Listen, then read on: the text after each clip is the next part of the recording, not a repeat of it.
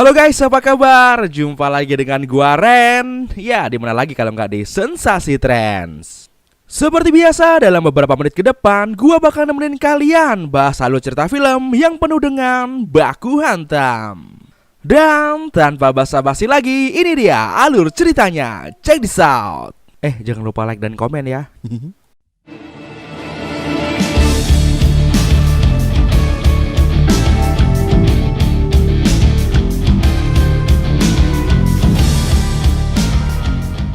Di sebuah hutan terlihat 3 orang pria sedang melakukan perburuan.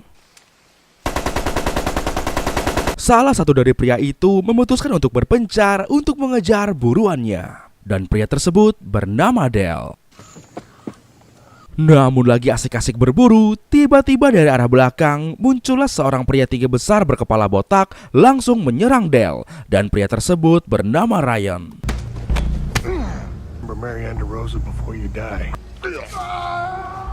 Hari pun berganti, terlihat Ryan yang sedang mengendarai mobilnya menuju sebuah kota bernama Kota Hope.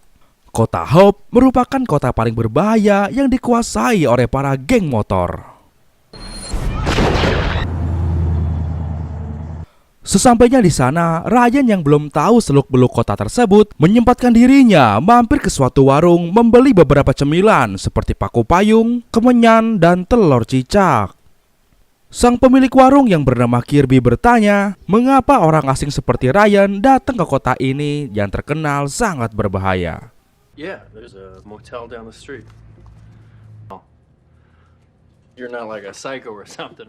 Ryan pun menjelaskan bahwa kedatangannya ke kota ini hanya untuk beberapa urusan. Dan tak lupa, Ryan juga bertanya mengenai penginapan yang ada di kota ini. Thanks. Kirby yang tak mau punya masalah dengan Ryan pun akhirnya menunjukkan satu-satunya motel yang ada di kota ini. Di tempat lain, terlihat jajaran kepolisian sedang melakukan sebuah rapat untuk menangkap seorang penjahat bernama Del. Namun tak lama kemudian, muncullah seorang anggota polisi yang mengabarkan bahwa Del sudah ditemukan dalam kondisi motiar.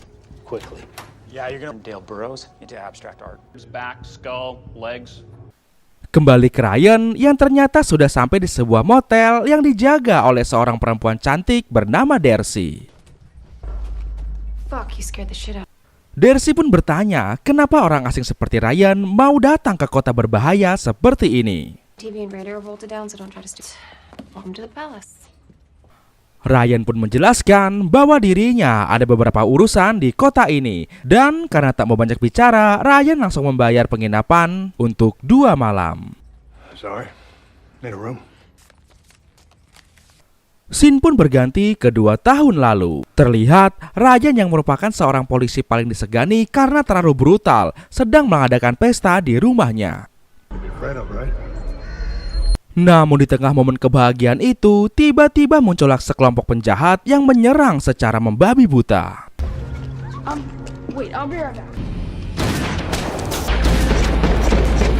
Ternyata motif penyerangan itu adalah aksi balas dendam kepada polisi yang dahulu pernah menangkap mereka. Dan salah satu penjahat itu bernama Drake.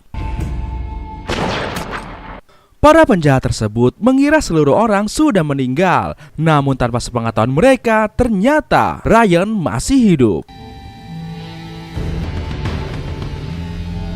Scene kembali ke masa kini. Terlihat Ryan yang sedang muter-muter mengelilingi kota.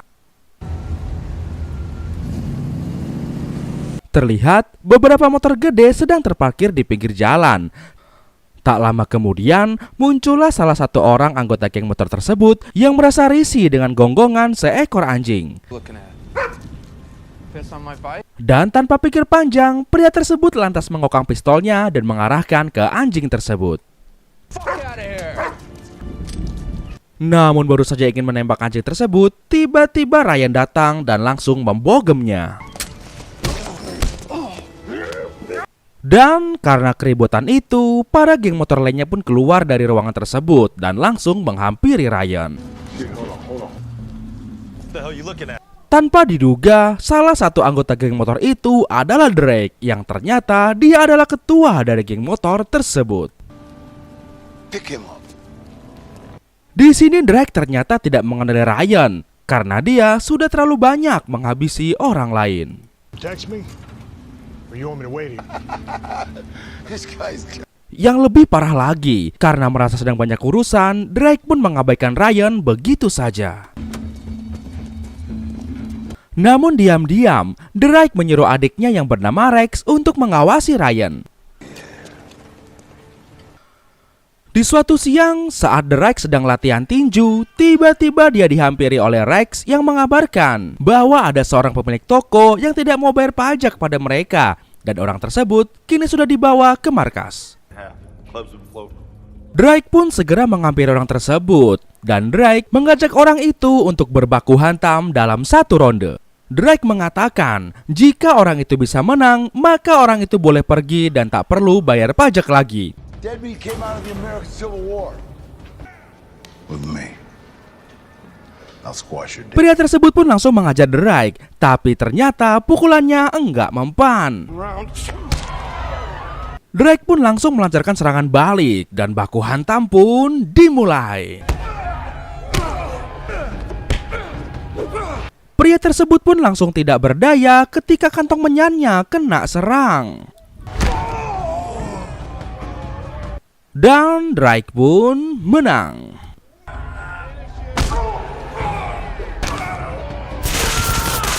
Setelah berhasil menang, Drake kembali dihampiri oleh Rex yang menanyakan mau diapakan orang ini. Di sini Drake pun memerintahkan untuk melepaskannya agar dia bisa terus membayar pajak untuk mereka. That prospect might be smoking up all the merch. Setelahnya, Drake juga menyuruh Rex untuk mengecek sebuah lab pembuatan obat haram milik mereka. Right now? Yeah, right now. Gonna want to leave it on there for about 5 minutes. Di malam harinya, terlihat Darcy yang sepertinya kedatangan seorang tamu. Dan betapa terkejutnya Darcy melihat tamunya ternyata adalah Rex.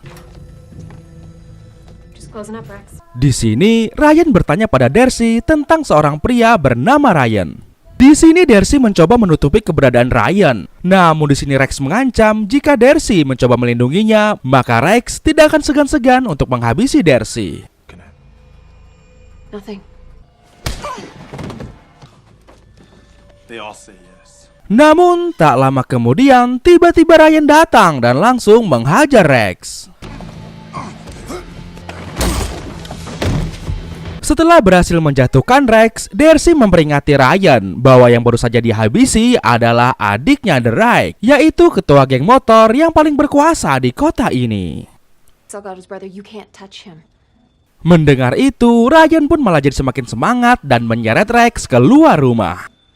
I'll try not to get in. Setelahnya, Ryan mengikat Rex di sebuah mobil, tepatnya di depan sebuah lab pembuatan obat haram milik Drake. Dan tanpa pikir panjang, Ryan langsung menjalankan mobil tersebut hingga membuat lab tersebut meleduk bersama Rex.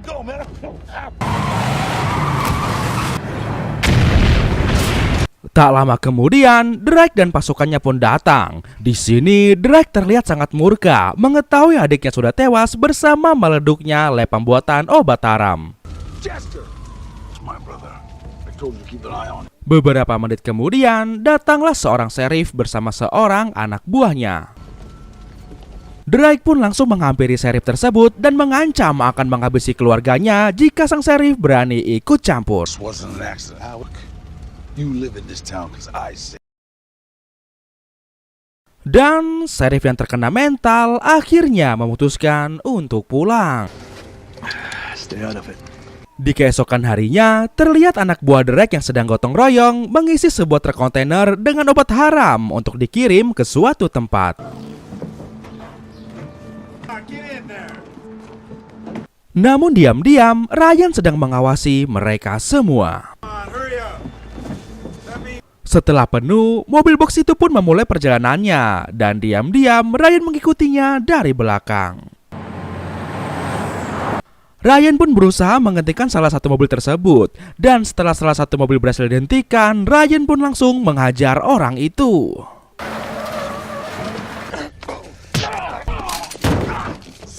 Dan tanpa basa-basi, Ryan juga langsung membakar mobil tersebut.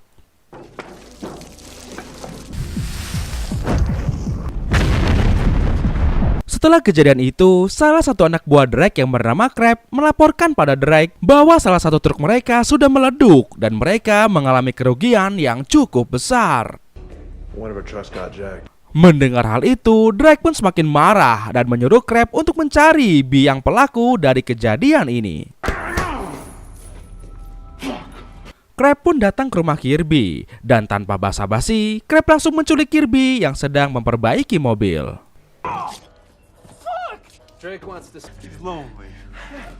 Kirby dibawa untuk bertemu dengan Drake. Di sini Drake memerintahkan Kirby untuk mencari tahu siapa Ryan sebenarnya. Dan karena Kirby ketakutan, akhirnya Kirby pun menerima perintah itu.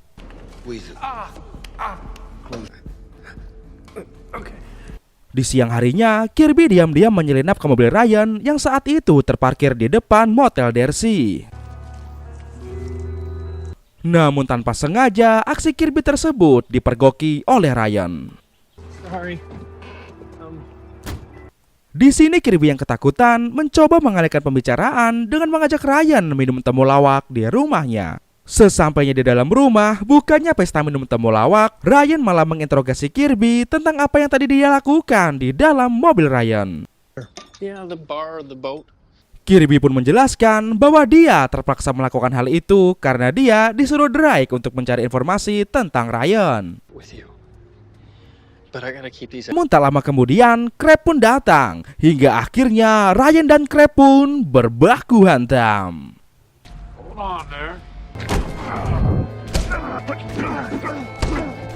Dengan pengalamannya menangkap ratusan penjahat, Ryan pun berhasil mengalahkan Crab dengan mudah.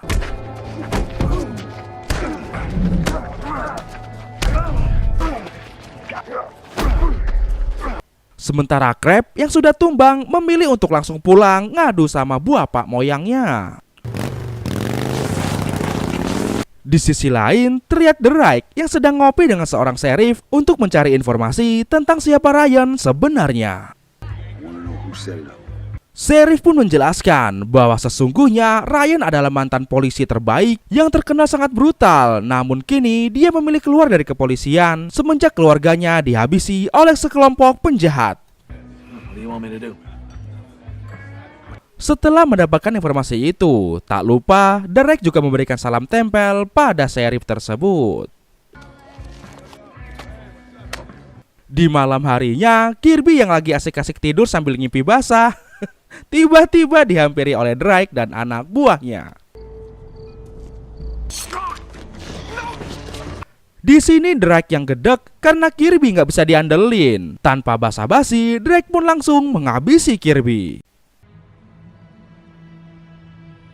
Keesokan paginya, betapa terkejutnya Ryan melihat Kirby yang sudah tidak bernyawa karena tadi malam sudah dihabisi oleh Drake dan anak buahnya. Tak mau tinggal diam, Ryan pun memutuskan untuk pergi menuju sebuah klub milik Drake. Sesampainya di sana, tanpa basa-basi, Ryan pun langsung membuat kerusuhan dan menghajar seluruh anak buah Drake yang ada di sana.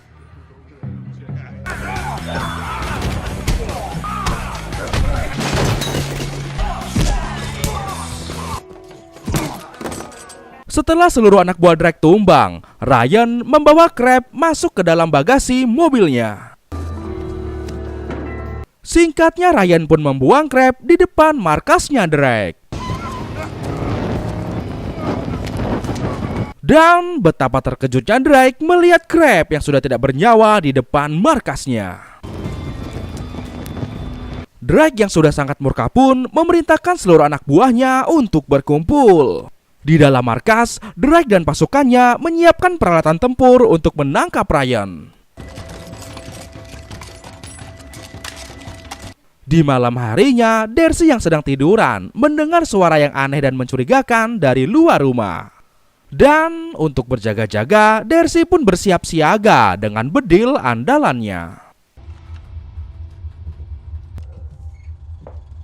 Sementara itu di luar motel, seluruh anak buah Drake sudah bersiap siaga untuk mengepung dan menangkap Ryan. Sementara itu, Ryan yang sudah sadar bahwa situasinya sedang dalam kondisi bahaya. Dia meminta kepada Darcy untuk segera sembunyi di bawah kolong meja. Ketika anak buah Drake mulai masuk, Ryan pun meminta Darcy untuk mematikan lampu. Hingga akhirnya baku bedil pun terjadi di sini.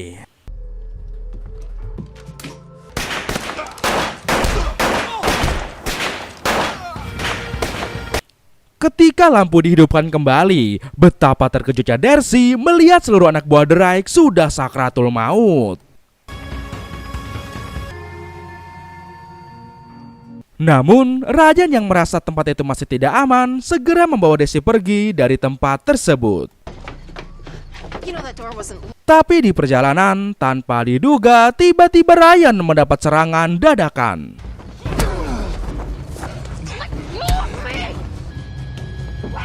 Singkatnya, Ryan pun tersadar, dan saat ini dia sedang berada di markasnya Drake. Where's Darcy? Di sini Drake mengatakan bahwa sebelum dia menghabisi Darcy, dia ingin terlebih dahulu mengicipi sawahnya Darcy. Unlike Rex, I don't like hurting women. Sementara itu, di tempat ini, Ryan akan dihabisi oleh salah satu anak buah Drake. Being hurt. Ryan pun dipukuli oleh anak buah Drake, namun sepertinya pukulan itu enggak kerasa. Hingga tiba-tiba dengan kekuatan warisan Saitama, Ryan pun berhasil melepaskan ikatan talinya dan menghajar anak buah itu. Setelahnya, Ryan bergegas mencari keberadaan Darcy dengan harapan Darcy belum di open boxing. Ryan pun kembali bertemu dengan anak buah Drake dan mereka pun langsung berbaku hantam.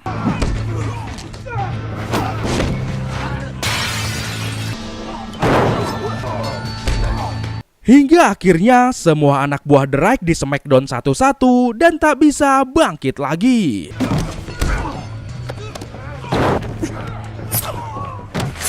Setelahnya, Ryan kembali mencari Darcy, hingga akhirnya Ryan berhasil menemukan Darcy. Namun, ketika mereka berusaha keluar, tiba-tiba Drake datang dari arah depan. Di sini Ryan menyuruh Darcy segera pergi, karena dia akan one by one melawan Drake. Hide. Sementara itu, ternyata Drake sudah sadar bahwa Ryan adalah seseorang yang dulu keluarganya pernah dia habisi sebelum Drake berkuasa di tempat ini. That good with faces. Di sini Drake juga bertanya apakah Ryan orang yang sudah menghabisi Rex adik kandungnya. You were dead. Dan dengan bangganya, Ryan pun mengatakan iya. Technically, we're even. I made a mistake. Mendengar itu, emosi dari Drake pun memuncak dan akhirnya mereka pun berbaku hantam. I should have killed your ass first.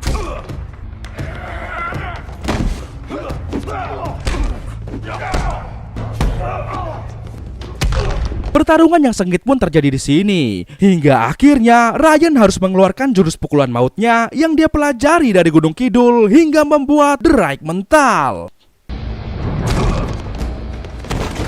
Dan Ryan pun menang. Di saat Ryan lengah, tiba-tiba Drake kembali bangkit dan mengeluarkan celurit yang dia dapat dari Madura. Wah, sepertinya Drake orang Madura, guys. Namun, baru saja ingin mencelurit Ryan, tiba-tiba Interpol datang dan membedil Drake. Ternyata di luar sepengetahuan Ryan, pemerintah sudah mengirim Interpol dan juga FBI untuk menangkap Drake dan anak buahnya. Karena ternyata perbuatan Drake selama ini sudah sangat meresahkan warga sekitar. Setelahnya, Ryan dihampiri oleh salah satu anggota FBI bernama Sutton. You fleeing the scene? Di sini Sutton mengatakan bahwa pemerintah masih membutuhkan sosok figur seperti Ryan di jajaran kepolisian. The folks of Hope have Ryan pun mengatakan bahwa dia akan mempertimbangkan lagi tawaran itu. There's no accounting for taste. Setelahnya, Ryan kembali mencari sekelompok orang dan langsung menghabisi mereka semua. Karena ternyata mereka adalah teman-teman Drake yang dulu pernah menghabisi keluarga Ryan. Dan setelah para bedegul itu modar, film pun tamat. Wah, seru banget nih filmnya ya guys. Buat kalian yang suka nonton Smackdown, pasti tahu kan siapa Ryan itu sebenarnya. Nah teman-teman, kira-kira pelajaran apa yang kalian dapat dari film ini? Dan dari 1 sampai 10, kalian kasih nilai berapa buat film ini? Tulis di kolom komentar ya, kasih tahu gua. Oke guys, kayaknya sampai sini dulu aja ya video kita kali ini. Jangan lupa kasih like dong. Dan akhir kata untuk menghemat kuota, sampai jumpa lagi di video Sensasi Trends berikutnya. Bye-bye.